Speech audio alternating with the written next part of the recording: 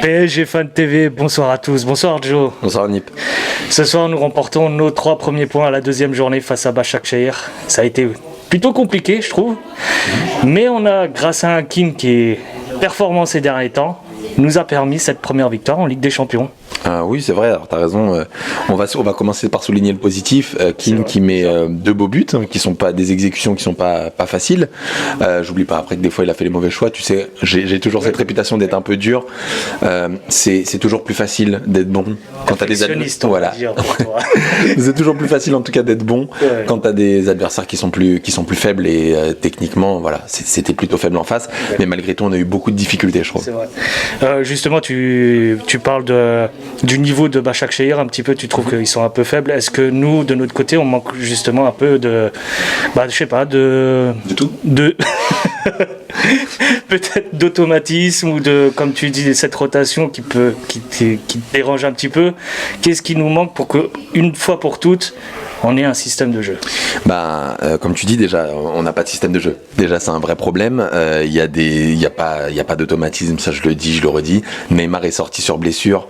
Neymar, point noir. Et alors, au-delà de la blessure, en espérant que ce soit pas trop grave, tu sais que Neymar, c'est le centre névralgique de la stratégie de Tuchel, pour rester poli, pour pas dire qu'il en a pas.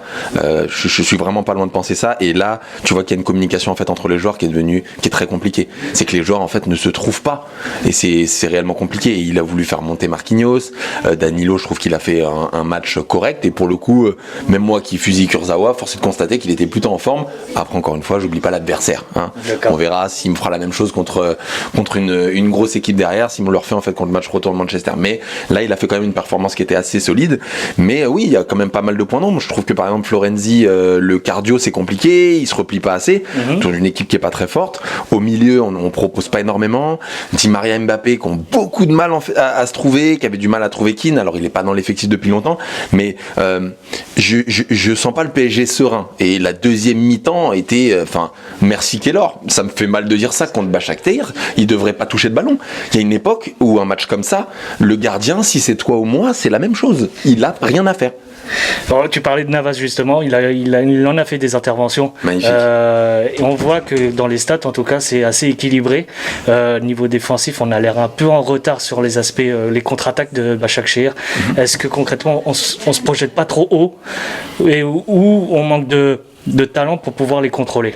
Ça fait mal. Ta question a fait mal parce que si on commence à parler de talent quand on a le PSG versus Başakşehir, on a un gros problème. Donc je pense pas qu'on a un problème de talent.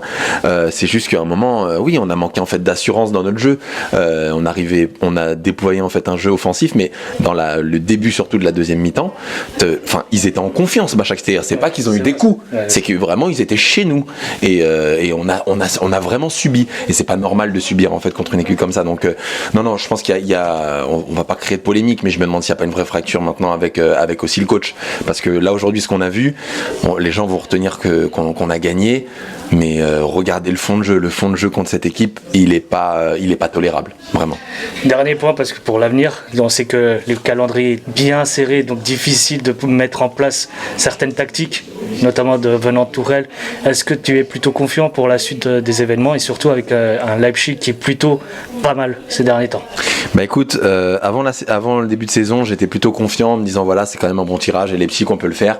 On a encore affaibli notre effectif, même si on a eu quelques renforts, en tout cas dans la manière de jouer, on est sans commune mesure, on n'a pas du tout la préparation qu'on a eue sur le mois d'août.